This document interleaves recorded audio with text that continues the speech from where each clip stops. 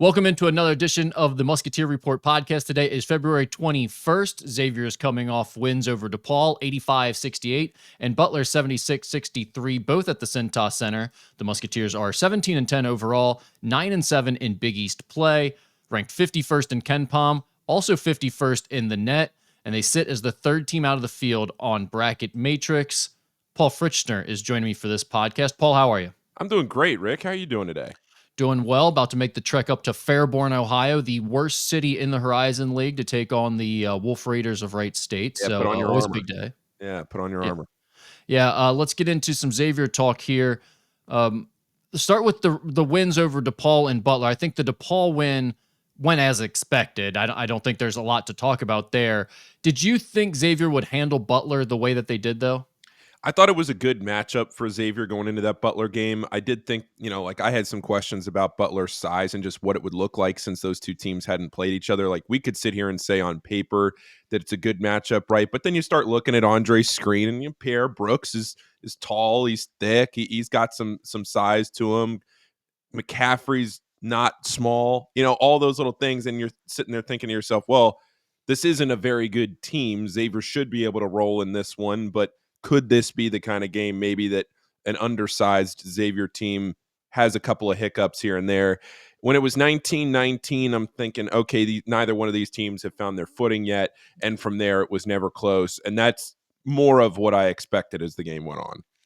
Yeah, and I think, when you look at Butler and you haven't played them yet, it's like, well, they have two really good scorers, and they do have a 7-footer who can give you a little bit of post presence coming off the bench. So who knows how Xavier will deal with that. Occasionally, those guys go for 15 and 10 against Xavier and this front court. So there was a little bit of concern there. But then at the same time, I think once we saw the teams matched up on the floor together, you realize that like the two types of scorers that Butler has are where Xavier has their two best defenders, right? Kind of that versatile hybrid wing forward combo position.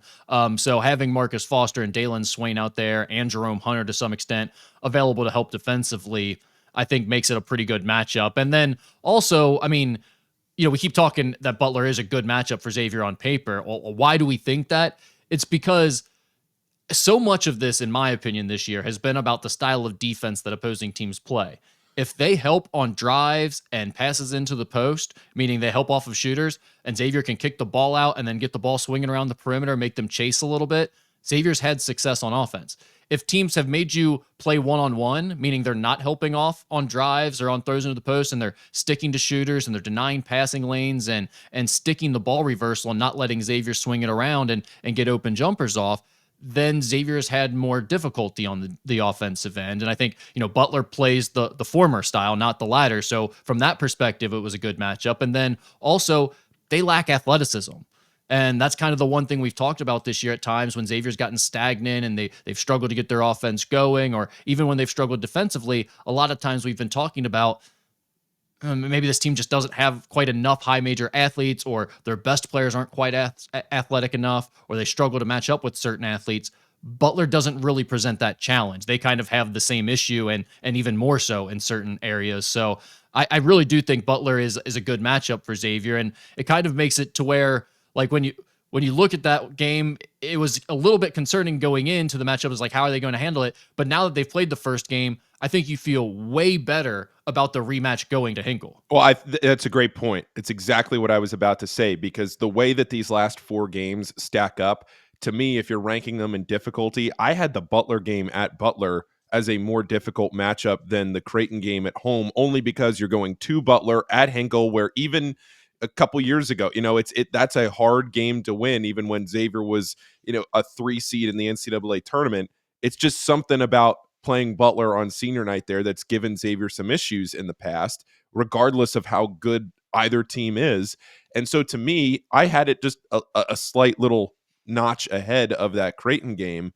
But after watching the other night, I don't know if I think I would flip that. I think I would say that, in the back of your mind, you knew that Creighton would probably be the harder game, but just to me, like, everything about the circumstances leading into that Butler game, especially assuming you win the Creighton game, coming off of that and this emotional high of, okay, we just won our most important game in this stretch. Now we just need to go 2-0 here to finish up the regular season. We maybe can punch our ticket into the dance, all this. and you got to go to Indianapolis. This game that Xavier just played against Butler, it makes you feel a whole lot better about what's going to happen there in a couple of weeks, or could happen there in a couple of weeks. I mean, Rick, Xavier led by double digits for the last 28-44 of this game. Once it got out of hand, it never got close. I know it went from 20 down to 13, but credit to Xavier, it never got closer than that. This was a game that they dominated the whole way. Yeah, can we talk about that for a second? Because I do see a lot of hand wringing when that happens. Like, oh, this team, here we go again, and like this team can't keep a lead. It's well, if the game never gets into single digits, you played a fantastic game. Yeah. In the second half, like you're talking about, and you didn't give up a lead. You kept the margin, and it was a comfortable win the entire time. I feel like fans don't watch any other basketball games, because if you watch any other basketball games, you see all across the country every single night, no one's able to keep a 20-point lead for the most part. Like, does it happen in certain games where it becomes a blowout? Sure. But for the most part, if you see a big lead in a college basketball game, that lead gets shrank at some point. And a lot of times it becomes a pretty legitimate comeback, and it might get into single digits. This was not a legitimate comeback at any point by Butler. I mean, Xavier controlled this game. Yeah, I mean, even if you think back to last weekend with St. John's and Creighton at the Garden, remember what happened with Xavier and St. John's? St. John's basically just turned their water off for the last 15 minutes of the game. St. John's did the same thing to Creighton last week. I know Ryan Kalkbrenner got hurt, but Creighton only scored 16 points in the last 13 or 14 minutes of that game. It's the same deal. It's college basketball. That's how it rolls. And here for Xavier to be able to go into that Butler game in a couple of weeks knowing what they just did to them, where they had no issues really anywhere on the court. I know the zone gave Xavier a little bit of a hiccup at a couple points, but Rick, I almost wonder if that's just because Xavier hasn't faced a ton of zone this year. So to see it that consistently over the course of a game, I wonder if maybe there's some kind of an element to that too. Yeah, that's a good point. Like, so if we're thinking about this next matchup, what does concern you? Because all the things you listed are still real. It still is at Hinkle. They have a weird rivalry, and they've had some struggles there. It is a senior day matchup. And there is the aspect of if Xavier does beat Creighton at home, then all of a sudden the pressure becomes real, right? This opportunity to win out the rest of the way, and you got to go on the road, and maybe there's a letdown, and all of that becomes a real factor again. So obviously you got to think about all that stuff. But from an actual basketball standpoint, what is the concern now with this game? Is it just that they go into that zone again for the entire matchup and Xavier's cold on the road and can't make a shot? That's exactly what I was going to say. I don't really know where else you would be concerned from that point, unless everybody from Xavier took an entire step back. Maybe they go zone for 40 minutes and just try to make Xavier beat them. But Xavier's shown they're one of the best 3-point shooting teams in the country. If they can space the floor, hit some shots, and shoot them out of that zone, I don't see Butler going zone for 40 minutes, but it was what gave Xavier the most trouble the other night. Yeah, and I wrote about that in the write-up I put on Musketeer Report about how Xavier struggled with the zone, and the numbers were kind of interesting. And again, this is such a small sample size that it's tough to take much from it. But Xavier has not been very good against the zone this year. They average 0.73 points per possession against zone and shoot 34%, 23% from beyond the arc. Against man-to-man, they're obviously much better. Again, it's a very small sample size. They've only seen like 86 possessions of zone the entire season is what I have here in the write-up. So that's 6% of their offensive possessions on the season. I don't think that's enough of a sample size to be like, yeah, Xavier struggles against the zone. And I also don't think many opposing teams want to try that style against Xavier. So I don't think this is something you have to worry about going forward where every team's going to try to play a zone or something now. We've seen a more effective style of defense already against Xavier this year. That seems to be the opposite. It's like pressure them, use length and athleticism to deny passing lanes and all of that. But with this Butler matchup, the rematch looming, they've seen it work now. They didn't seem to have any other type of answers for Xavier. I think also the fact that Xavier was playing with a big lead for most of that second half is part of why they were kind of stagnant and didn't play as well offensively against the zone. But I do think if we're trying to say, like, how does Butler pull off the win in the rematch, it's probably something along those lines. They go with a junk defense, and Xavier just can't make shots. Yeah, if you're nitpicking there, that's the only thing that I would say. But yeah, I just think overall, to wrap up the Butler game, Xavier played exceptionally. Yeah, go ahead. Can I ask you one thing about that Sean talked about a little bit in the post game? That was they had 14 steals and they forced 20 Butler turnovers. Sean kind of made the comment after the game about them being a more disruptive team. What was your takeaway from that? Because I was thinking about it, and like to me, it's not a big increase this year in the turnovers they've forced and the steals they've gotten. It's an increase, but it's not a huge one.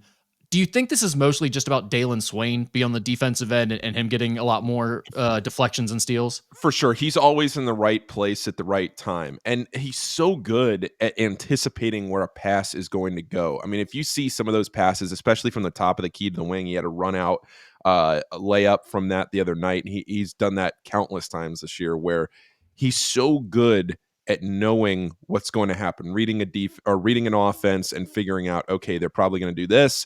Let's hop in that lane, deflect the pass, or create the turnover, whatever it is. I do think instinctually Xavier also has become pretty adept here down the stretch at helping in when a ball goes into the post, kind of trying to create more deflections there. I think Xavier's gotten a little better there, but just creating turnovers, stepping into passing lanes and being disruptive, because even you can tell even some of the possessions where maybe they don't get a steal, you can tell that the other offenses are becoming much more aware of what Xavier's trying to do, and maybe they're second guessing a pass or that slight hesitation, when you get the ball and you're immediately trying to swing the ball around to the next pass, and you have to have that little hitch for a half a second to say, oh, wait, is Dalen Swain going to step in and steal this? That might just be enough time for somebody to then recover defensively. And that's where I think Xavier, forcing 20 turnovers last night, that's just not a number that we see a ton from the Xavier defense. So to see it, regardless of who the opponent is, I think it's a step forward for Xavier for sure. Yeah, I mean, Paul, really, that's the point right there. We haven't seen 20 turnovers forced. I mean, unless they're like bye games, by this Xavier defense, hardly at all over the last decade plus. I mean, really going back almost 2 decades now, they've been such a pack line team, and the idea there is you keep your positioning, you stay within that pack line, a few feet inside the arc when you're not guarding the ball directly. And so that doesn't lend itself to being able to get in passing lanes and create turnovers. But they have clearly gone away from that traditional pack line style. There are still some principles that they use that is within the pack line system, but they're doing a lot of switching now on the perimeter, really ever since that first DePaul matchup at DePaul, where they kind of started the resurgence of this season. They've been, I feel like, a more active and aggressive team defensively on the perimeter. And I think that's part of what maybe Sean was talking about too, is just realizing with the personnel they have, having a guy like Dalen Swain out there, letting them be a little bit more aggressive was probably necessary, especially with the modern style of basketball where everyone's basically looking to get 3-pointers up anyway. They're only, any actions they run to drive or get the ball inside the arc is usually just a decoy to get your defense to collapse a little bit so they can get it back out to the perimeter to shoot a 3. And so I think they've done a better job of figuring out how to defend those actions and be a more modern defense. Yeah, I mean, I just looked it up as you were talking there on that point. That was the first time Xavier's forced 20 turnovers in a game since December 13th of 2022, and that was in a bye game against Southern.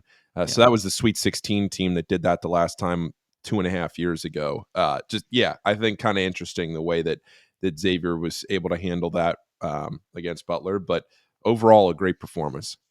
Yeah. One other note on that game, if you were in attendance there or if you're on Musketeer Report, you probably saw a tall prospect that was sitting behind the basket closest to Xavier's bench. That was a 7-footer from Germany who was on an official visit. We've got more write-up about him there at Musketeer Report. I had something on the message board that night and then talked to some more people, got some more information about his recruitment and where it's headed. He's on an American tour right now, kind of speed dating some universities in between games and in his German leagues. So we'll see where that's headed, but continue to follow all that at Musketeer Report. I'll be happy to answer any questions you have about him. All right, so 4 games left, Paul. Does the game at Seton Hall worry you at all after they just beat UConn at home? Because I think after watching the Seton Hall team all year, it was like, oh, that's an automatic win. But they just pulled off that big win. Do you feel like this is a little bit of a revival for them, or what? How much does this game scare you now? With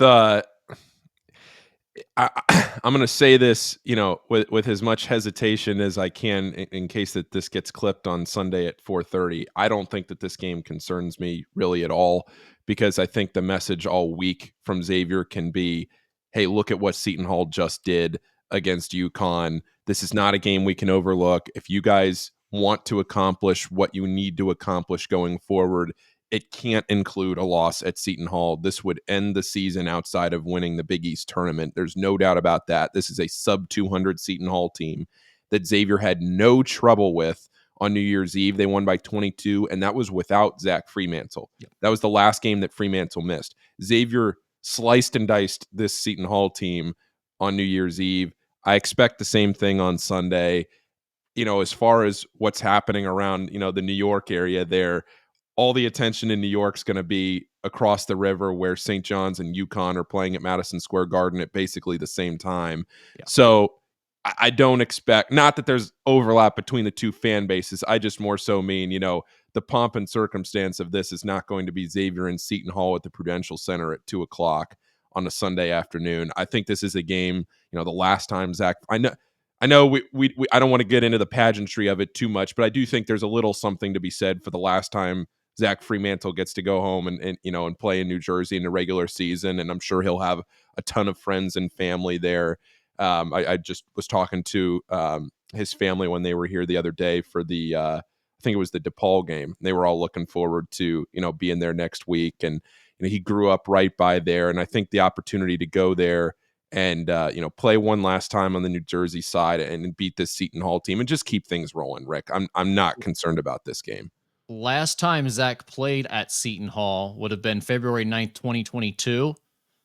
He had 4 points. He was 2 for 8 from the field. So a little bit, is this one of those situations where you try to do too much in front of the friends and family and it becomes added pressure for you? I don't know. I don't think that's the case with Zach. I would think this, like you said, would be a good opportunity for him to go home, but I'm always curious to look that up. Is like, well, how has it fared for them in the past when they've had those opportunities? And so I don't remember really anything about that game, to be honest, that 22 matchup. So I'm not sure what the circumstances were surrounding that, but the numbers were not great for Zach there. But like looking at the KenPom predictions, Seton Hall, 80% win for Xavier, 72-63, the predicted score by KenPom. Creighton, 52% expected win for Xavier, 75-74, the projected score by KenPom. Butler, this is a complete toss-up. They have it as a 50% chance, but they have it as a 1-point loss, 78-77 right now. And then the Providence game, a 75% chance of a win for Xavier, 78-71, the projected score currently. So KenPom has them finishing at 12-8 in Big East play. Paul, do you think, like, just put it out there, because I think, when it was 7-0, when it was 8-0 that they had to run the table on, it was a lot easier to just go, that's a big ask for this team. I don't think they can do that. But I talked about this with Skinny. I'm even to the point now where I'm like, hey, I mean, these 4 games feel doable. I'm not saying it's necessarily probable, but it feels doable. What would you say? Do you think they're going to pull this off 4-0?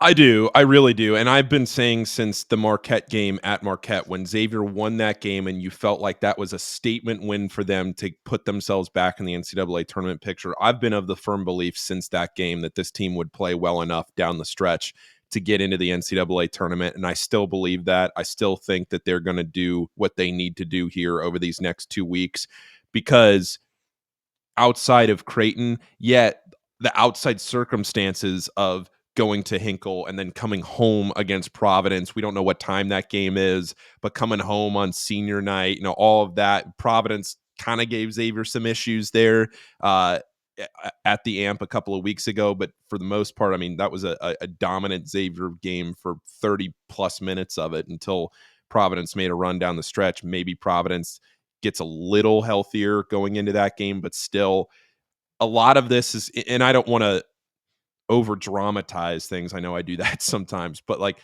it's really going to come down to this Creighton game. 4:00 national TV, a whiteout at Cintas on a Saturday afternoon with Creighton coming into town, a team that matchup wise gives you a ton of issues. Can you limit Ryan Kalkbrenner? Can you limit Stephen Ashworth's ability to get off a 3-point attempt? I think Xavier can do this. I really think that they are going to play their way into the tournament, and I think the easiest path to doing that here is going 4-0. Now, I'm not saying right now that 4-0 necessarily guarantees you getting in. Hold that thought, because I want to come back to that Okay, here in all a right. second with the bracketology. I want to talk about where we Okay. think it But goes, even yes, if they to go answer your undefeated. question straight up, I do think that Xavier can go 4-0 here and will go 4-0 here and heading into New York. Yeah, I'm conflicted. I'll stick with it. Just seems like a lot for a team that hasn't won consistently like that throughout this season. So I'll say 3-1. They'll slip up in one of the maybe the Butler or Creighton games, but I feel like it's a real possibility now. Like they could definitely pull this off. And I think when you start thinking about this group and sort of the narratives we've had about them, if they do pull this off now, where they have this sustained run at the end of the season, where they've shown real consistency here, then it doesn't matter from terms of like, do they get in that large bid or not? But we like to throw around terms or we give teams labels like they deserve to be in the NCAA tournament or they're an NCAA tournament They team. They passed the look eye like, test. yeah, they passed the eye test. I will say, like, I will agree with all that stuff. If they pull off this 4-0, I don't know if it's enough to get them in, but it will make me feel like, yeah, they did turn a corner here this season. They did start playing like the type of team we thought they could be. Maybe not hitting the same type of upside, but they also lost the starting center they expected to have in Lassina Traore before the season. So, like, I will think that this team made it much closer to being the team we all thought they could be before the season and being a legit tough team to beat that would be a tough out that might be capable of going on a run in the tournament. Okay, I'm going to say a couple of things here. One, if Xavier was to finish 4-0, no 21 win Big East team in the regular season has been left out since 2007 Syracuse. So since realignment, it would be literally unprecedented for Xavier to be left out of the tournament. Now, one little asterisk there is at 13-7, I believe it's 8 of the 9 teams since the Big East has gone to 20 conference games. 9 teams have finished 13-7 in conference play. I believe that's the number. The one team to get left out was Seton Hall last year. But if you remember that Seton Hall team, they stacked up a bunch of Big East wins, but they had some bad losses on their resume too, or in the non-conference. And that's why in the end, plus all of the bid stealers that happened on Friday, Saturday, and Sunday in the conference tournament week, Seton Hall and St. John's both got left out. Seton Hall was the team there, but at 13 conference wins. But that's what I mean. At 21 wins for Xavier, just the optics of it after the Big East only got 3 teams in last year, it would be really hard for me to sit here and say that a 21-10, 13-7 Big East team gets left out of the NCAA tournament. The second thing I want to add on to that, there's a YouTube video that if I can go back and find it, it's from like probably a month or two ago where I saw it pop up, but it's an old video. And Fanta talked about this the other night on the Field of 68 too. And it's something that I kind of keep in the back of my mind, especially since 2017. There's a part of me, Rick, a pretty large part of me, that would say that being an 11 seed in the NCAA tournament, which I think is where Xavier's tracking right now, if they were to go 4-0, maybe win one game at Madison Square Garden, and then get in, if they were to bow out on Friday night against St. John's or something like that, it's looking like they'll play UConn on Thursday at 2:30. But is there something to be said, Rick, for being an 11 seed and then playing the 6 and potentially like a weaker 3 seed instead of playing your way up into that 8-9 game, having a Yes. tough first weekend or tough first game just to get to the second game, and then playing Houston or Florida in game 2. I mean, I would much rather, in fact, I forget the stat of how many, there's been one team all but 2 years or something, I could be off, that has played in Dayton and then gone on to Yeah. make the Sweet 16. And I think that's why we've seen that, right? Because it Yeah. is a better path. Yeah, and so if you play that 11 seed game, one, if you play in Dayton, maybe you keep a little bit of the momentum going that you're not taking a full week off. Say if Xavier was to lose on Thursday or Friday, you're taking a full week off. You're playing again on Tuesday or Wednesday. But then you're playing a 6 seed. Xavier went to the Elite 8 as a 6 seed in 2017. I know there were different circumstances there because Xavier had a player on that team whose jersey just got retired. But still, to me, I would rather be an 11 seed in the NCAA tournament than an 8, 9, or 10. No, I mean, I completely agree with that. I feel like that's almost difficult to argue against. Just to give an update for people that maybe aren't following as closely of where things stand, they are the third team out of the field currently on bracket matrix. So when we say that, what that means is, again, bracket matrix is it compiles all of the bracketologists. It has like 100 or so of them that it compiles, and it puts them together and then does an average of them. So if you are just outside the field but still showing up there, you're basically on the bubble. That means some bracketologists have you in their bracket, but not enough for you to actually be in the current field. So Xavier is the third team out of the field on bracket matrix right now. They're showing up on 5 bracketologists projected fields currently. So Paul, you kind of already answered it, but just to sort of reemphasize this, the chances of them winning out and not getting an at-large bid, how realistic is that? Because I think there's starting to be some hand-wringing about that possibility all of a sudden. I'm not going to sit here and say that if Xavier goes, I was more confident of this the other night before I did like a real deep dive into it, and I talked to a couple more people. But I still think I would feel very confident that if Xavier went 4-0, that they would get in. Where I would be concerned is if Xavier went 4-0 and then, not to say a win on Thursday at Madison Square Garden would assure that you're in, against UConn. It would be another quad one win, but I'm not going to put a ton of stock into needing to get that game. I think it would be a long 76 hours if Xavier was to lose by 4:30 on Thursday afternoon, waiting until 6:30 on Sunday, that you're leaving yourself open to the possibility of a lot of bid stealers happening again. I don't think this is a year, just looking at the way that everything's setting up, we saw last night UC Irvine lost a bad game. They're now out of the bubble conversation. And that's what they say all the time. You play your way out instead of playing your way in. A lot of these teams are going to start losing. Ohio State took a terrible loss to Northwestern last night. Arkansas, Indiana, like, can these teams win some games to play their way in? I mean, North Carolina, like, the bubble is not extremely strong right now. So that's where I would say I do think there's a little more concern to going 4-0 and not making it than I would have thought maybe 2 or 3 days ago.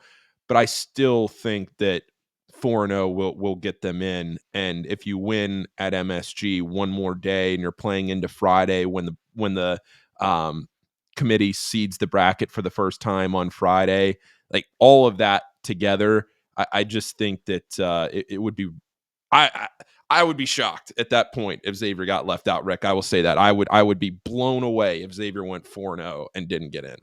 I don't know if I would be blown away, but here's what I've noticed. When I look at it from a historical perspective, it feels like you could leave Xavier out. It feels like they could go 4-0 and they wouldn't get in potentially. Now, you brought up a pretty good stat about the 21 wins. That's a good one. But I think there are some other ones that might contradict it and say, you could potentially leave them out. It's a fairly weak resume overall historically for a team getting that large bid. At the same time, when you look at this current bubble, the more I look at the teams and the resumes involved and the schedules involved and everything else, it does feel a little bit like a battle of attrition here at the end of the season. Like, if you can just be the team that doesn't lose games, you're going to kind of be the last one standing and end up in the field just by default. And I do think Xavier has the best path to that potentially. Well, and look at a team, if you're listening to this going into Saturday, you're rooting like heck for Clemson on Saturday, because SMU right now, think about this. When we talk about a weak bubble, what do we mean? We talk about all of these resumes of teams that don't have quad one wins. I mean, Xavier's right there. They're 1-9 in quad one. But you look at a team like SMU, Rick, they are 0-4 this year against quad one teams, all of those at home.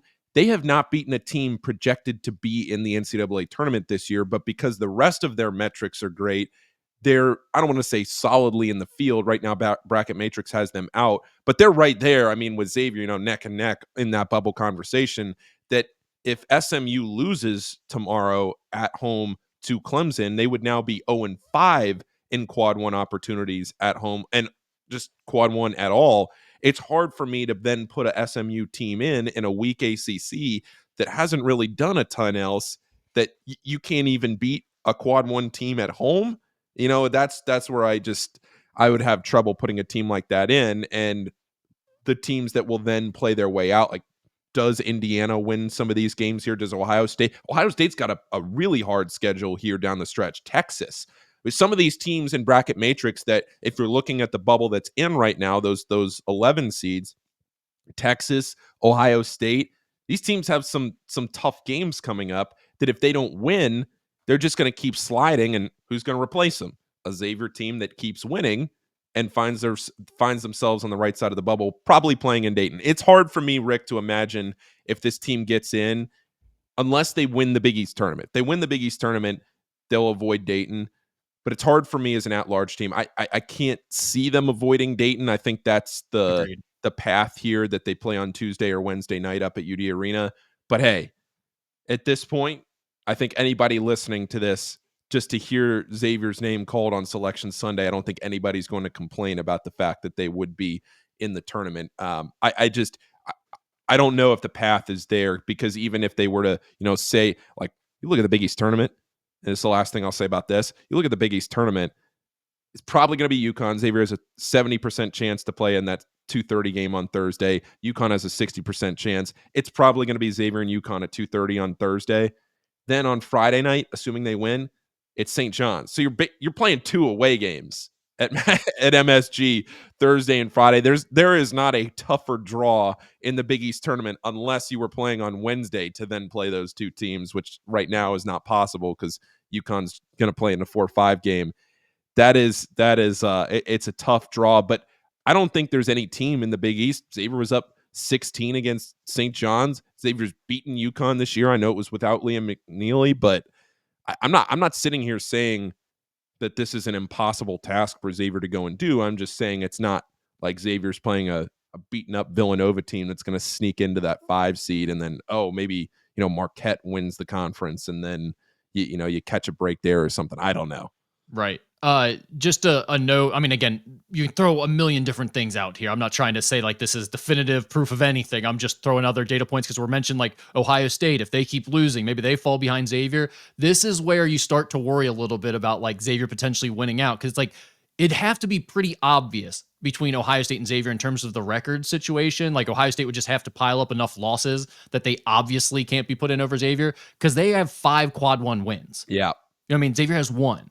So when you get down to the resume part of it, like that's something that's going to be taken into consideration, factored in heavily. And Xavier doesn't stack up great with just that sort of baseline quad 1 win metric. Yeah, I mean, if you're a Xavier fan, you're rooting for Drake to win the Missouri Valley. You're rooting for San Diego to win the Big West, and you're rooting for VCU to win the Atlantic 10. And go ahead. No, continue. I was gonna bring up another point. Yeah, I was just gonna say those 3 teams, Drake, UC San Diego, and VCU to win their respective conferences. I would say those are the 3 things you're looking at. Maybe the A10 might get 2 teams if George Mason can finish strong here. I don't think George Mason is going to end up being an at-large team, but they've at least been in the conversation. And then teams going into this weekend that you're rooting against, if you want to root against guide, you're rooting against Vanderbilt, you're rooting against Oklahoma, you're rooting against Arkansas, and then Georgia and SMU. Those are the teams to me that you're really looking at here, because those are the teams that are really right on the cut line. Cincinnati has played their way out. That loss to West Virginia the other night was a game that they really needed to win. Indiana, I think Indiana's kind of fallen as well. Are we really going to sit here and talk about North Carolina and TCU? I mean, at some point, what are we doing? Like, wouldn't it be great if like this week, every conference had to take the week off and you played a midweek game that was determined like this past weekend? They did it by metrics. They somehow had like AI put out some formula where it was like, all right, bubble teams, like you're playing teams next to you in the metrics, right? So Xavier is going to be playing like SMU, or they're going to be playing Vanderbilt or Oklahoma or something, one of these teams on the cut line. So you just have a clear, definitive, updated gauge for all these teams later in the season, where it's not an echo chamber of them playing within their own conference and a double round robin where it's like everyone's so well scouted and everything. Like, no, give us one random gauge game of 2 bubble teams going head to head in a non-conference matchup right before March Madness, right before you're making these at-large selections.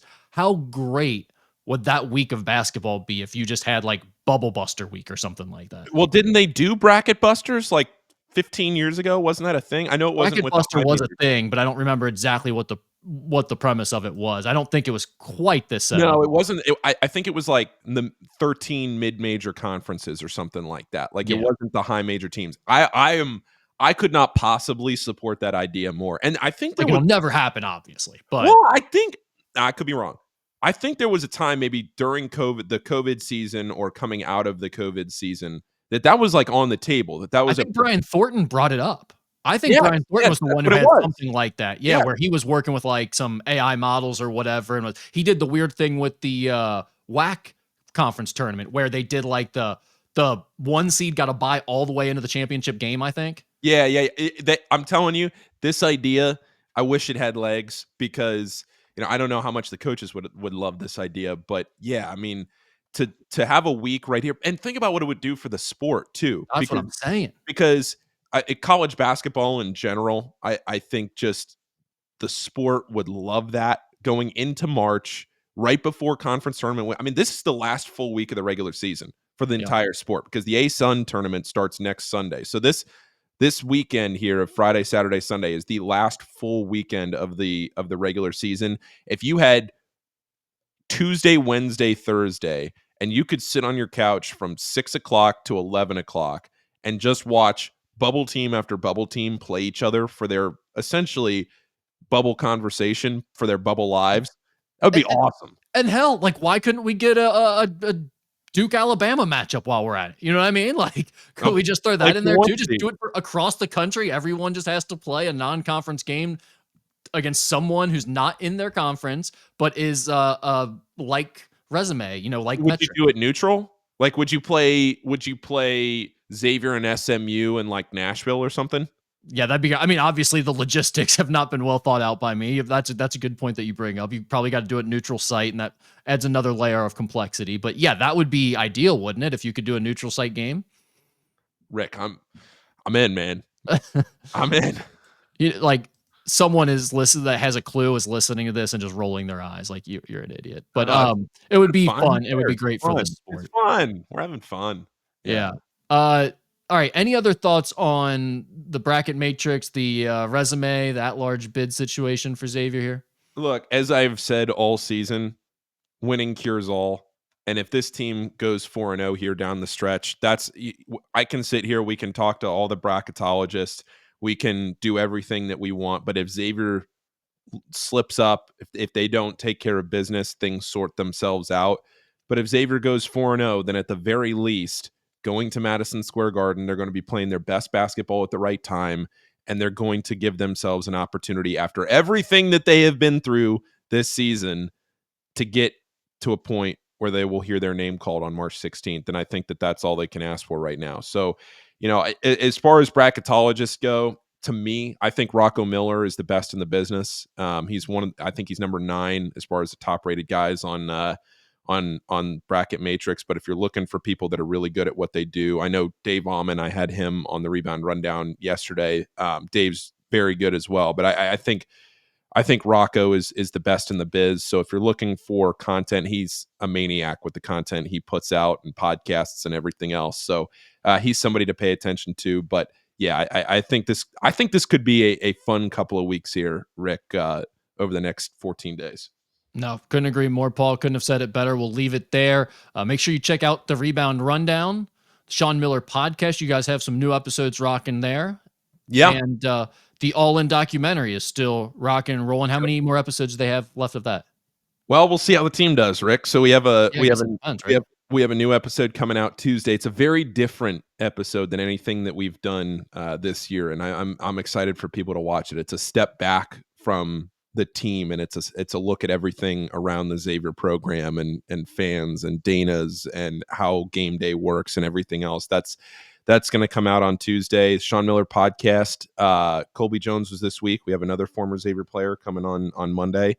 Might not be hard to guess who that one is, but that's coming out on Monday. And then, Rebound Rundown. We're kicking. You'll be on it on Monday into Tuesday. And then I'm trying to do as many interviews as I can here over the next couple of weeks to keep people updated. So we're rocking and rolling. All right, I look forward to it. Make sure you subscribe to Musketeer Report if you're not already subscribed. We do have information on the 7-foot German prospect who visited on an official visit this week, and we've already started. This week, I started doing some of the write-ups and preparation for the transfer portal, Paul. So Oh, we really? will be we will be ready to fire as soon as the season ends, whenever that is for Xavier. We will be ready to go talking about where the roster is headed, what the next moves are, what they're going to do in the transfer portal. I've been having a lot of conversations about that stuff the last few days, and I feel like I'm starting to get a grasp on things. So we'll be talking about that over the coming weeks as well. So the portal now this year opens a week later than it did in years past. 24th, I Yeah. believe, right? March Yep. 24th. Yeah. And then it goes for a full 30 days, and then that's it. No 45-day situation. It's just basically 1 month exactly, and then we're done. So it is going to be rapid fire. If you thought last year was wild with the spaces 2 or 3 times a week and everything we were doing, I can only see it increasing this year. Because one of the things you have this year is you still have NIL collectives that are on these campuses that have money that they're ready to use for recruits. And then you also have the revenue share situation kicking in July. So teams are promising some NIL collective money and revenue share money that's going to kick in July. And the numbers are going up this year. The bidding wars are going to be crazier. And I think it's going to calm down a little bit after this year, potentially. We'll try to get some experts on to talk more about that. But this year is definitely going to be a wild year in the transfer portal. So be ready for that. Subscribe to musketeerreport.com. Paul, thank you for joining us always. Appreciate it. Absolutely. Thanks for having me. All right. We'll talk more about it on the message board.